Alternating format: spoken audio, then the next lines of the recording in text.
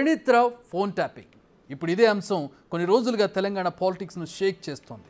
విపక్ష నేతల ఫోన్లను ట్యాప్ చేశారన్న ఆరోపణలతో సస్పెండ్ అయ్యారు ప్రణీత్ రావు.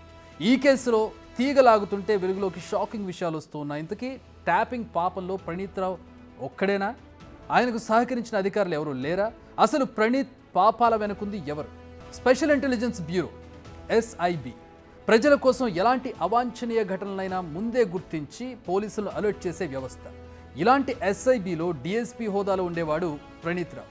అయితే ప్రజల కోసం పనిచేయాల్సిన ఈ అధికారి ప్రభుత్వ పెద్దల కోసం మాత్రమే పనిచేశారన్న ఆరోపణలు ఉన్నాయి.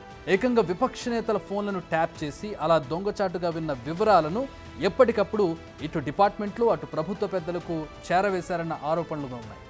ఇవన్నీ ఆరోపణలుగానే ఉండేవి. అసలు సంగతి ఏంటన్న అనుమానంతో విచారణకు ఆదేశించింది ప్రస్తుత సీఎం రేవంత్ సర్కార్. అప్పుడు వచ్చాయి అసలైన విషయాలు బయటకు. కేవలం షాక్ మాత్రమే. అటు పోలీసులకు ఇటు ప్రజలకు షేక్ చేసే ఆ విషయాలు. SIBలో ప్రణీత్ రావు రూటే సపరేట్. ఆయనకి SIB కార్యాలయంలో separate room, separate team, separate internet, separate systems. ఇదంతా ఎందుకంటే ఆయన చేసేది అప్పటి సర్కారుకు వ్యతిరేకంగా పనిచేసే వారి ఫోన్లను ట్యాప్ చేయడం. అది స్వపక్షమైన విపక్షమైన టాస్క్ మాత్రం అది. ఎన్నికలకు ముందు నుంచి ఆయనది ఇదే పని. ఎన్నికల సమయంలో అనధికారికమైన పెద్దల మనసు గెలుచుకునేందుకు మరింత బాధ్యతగా తప్పులు చేశారు. ఏకంగా వార్ రూమ్లు ఏర్పాటు చేసి మరీ విపక్ష నేతల వివరాలు సేకరించారు. వరంగల్, నల్గొండ, ఖమ్మం, రంగారెడ్డి, కరీంనగర్లో ఈ వార్ రూమ్లు ఏర్పాటు చేశారు.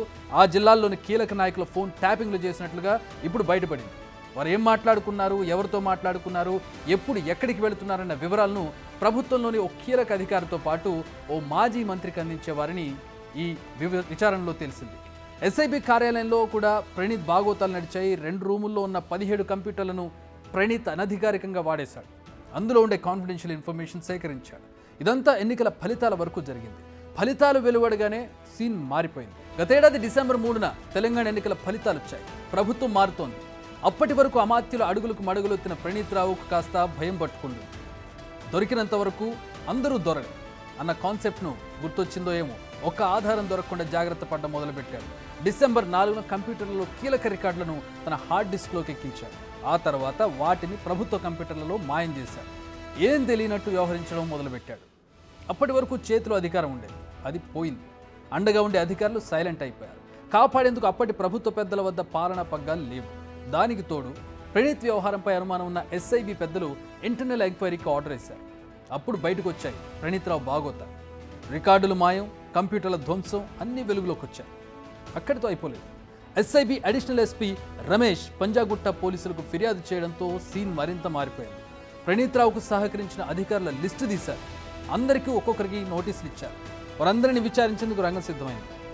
ప్రణీత్ రావును ఇప్పటికీ అదుపులోకి తీసుకుని సీక్రెట్గా ఎంక్వైరీ చేస్తున్నారు పోలీసులు. అయితే ప్రణీత్ నోటి నుంచి ఒక్క మాట కూడా పెగలడం లేదనేది మనకు అందుతున్న సమాచారం. అసలు ఫోన్ ట్యాపింగ్ ఎప్పుడు చేస్తారు, ఎలాంటి పరిస్థితుల్లో చేస్తారు? తీవ్రవాదులు, మావోయిస్టు కార్యకలాపాల కోసం మాత్రమే చేస్తారని మాజీ పోలీస్ బాసులు చెబుతున్నారు. అది కూడా రాష్ట్రంలో అయితే హోం సెక్రటరీ, కేంద్రంలో అయితే హోంశాఖ అనుమతి ఉండాల్సిందే. అలాంటిది మన రాష్ట్రంలో మాత్రం ఇష్టం వచ్చినట్లు వ్యవహరించారు. కంచే చేను వేసిందన్నట్టుగా అడ్డుకోవాల్సిన పెద్దలే వెనకుండి నడిపించడం మరో దారుణం. ప్రణీత్ రావు ఆస్తులు, అతడికి ప్రమోషన్ ఎలా వచ్చిందన్న దానిపై కూడా ఇప్పుడు పోలీసులు ఫోకస్ పెట్టారు. ఈ విషయంలో కూడా ప్రణీత్ బ్యాక్ డోర్ని నమ్ముకున్నట్లుగా విచారణలో తెలుస్తోంది. పోలీస్ డిపార్ట్మెంట్లో యాక్సలరేటెడ్ ప్రమోషన్స్పై ప్రభుత్వానికి ఇప్పటికే ఫిర్యాదు అందింది. మావోయిస్టులకు సంబంధించిన ఆపరేషన్స్లో కీలకంగా వ్యవహరించిన అధికారులకు, ఎందుకంటే మావోయిస్ట్ ఆపరేషన్స్లో ప్రాణాలు పణంగా పెట్టి పోరాడాల్సి ఉంటుంది, ప్రాణాలు పోయే అవకాశం ఉంది. సో వాళ్ళకి ఎంకరేజ్మెంట్గా, ఒక గుర్తింపుగా ఈ అప్రైజల్స్ ఉంటాయి. ఆపరేషన్స్లో పనిచేసిన వాళ్ళందరికీ కూడా యాక్సలరేటెడ్ ప్రమోషన్స్ ఇస్తూ ఉంటారు. వాళ్ళకి మాత్రమే ప్రమోషన్స్ ఇస్తారు. కానీ ప్రణీత్ ఒక్క మావోయిస్ట్ ఆపరేషన్ చేయలేదు, కానీ DSPగా ప్రమోషన్ మాత్రం కొట్టేశారు. అంటే తెర వెనుక ఎవరో పెద్ద తల ఆయనకు ప్రమోషన్ ఇవ్వడంలో కీలకంగా వ్యవహరించారనేది ఇక్కడ మనం అర్థం చేసుకోవచ్చు. ఈ ట్యాపింగ్ వ్యవహారం కోసమే ఆయనను కుర్చీలో కూర్చోబెట్టారనే అనుమానాలు కూడా ఉన్నాయి. ఈ విషయాలన్నీ వెలుగులోకి రావాలంటే ఈ కేసును CIDకి లేదా సిట్కి అప్పగించాలనే డిమాండ్లు ఉన్నాయి. రేవంత్ సర్కార్ కూడా అదే దిశగా అడుగులు వేస్తున్నట్టు అర్థమవుతుంది. అసలు ప్రజల కోసం పనిచేయాల్సిన ప్రణీత్ రావు ఎవరి కోసం పనిచేశాడు? ఎవరి ఆదేశాలతో ఫోన్ ట్యాపింగ్కు పాల్పడ్డాడు? ఎవరెవరి ఫోన్లను ట్యాప్ చేశాడు? ట్యాప్ చేసిన సమాచారం ఏ ఉన్నతాధికారికి ఇచ్చారు? ట్యాపింగ్ సమాచారం అందుకున్న ఆ మాజీ మంత్రి ఎవరు? ఆయనకు డీఎస్పీగా ప్రమోషన్ ఇచ్చి ఆ కుర్చీలో కూర్చోబెట్టింది ఎవరు? ప్రణీత్ ధ్వంసం చేసిన హార్డ్ డిస్కుల్లో ఎలాంటి సమాచారం ఉంది? అది బయటకు వస్తే ఎవరి మెడకు కేసులు చుట్టుకోనున్నాయి? ఈ ప్రశ్నలన్నిటికీ సమాధానాలు చెబుతామంటున్నారు పోలీసులు. చూస్తుంటే తెరపై ప్రణీతే పాత్రధారిగా కనిపిస్తున్నా తెర వెనుక మాత్రం అసలు సూత్రధారులు వేరే ఉన్నారనేది కాదనలేని వాస్తవం. ఆ పెద్ద తలకాయలు ఎవరన్నదే త్వరలో తేలడం ఖాయంగా కనిపిస్తోంది. ఇలాంటి ఘటనలు పునరావృతం కాకుండా ఉండాలంటే వ్యవస్థలో కింది స్థాయి నుంచి పెద్ద స్థాయి వరకు ప్రక్షాళన జరగాల్సింది. అప్పుడే ఫ్యూచర్లో కూడా ఇలాంటి సీన్స్ రిపీట్ అయ్యే ఛాన్స్ ఉండదు.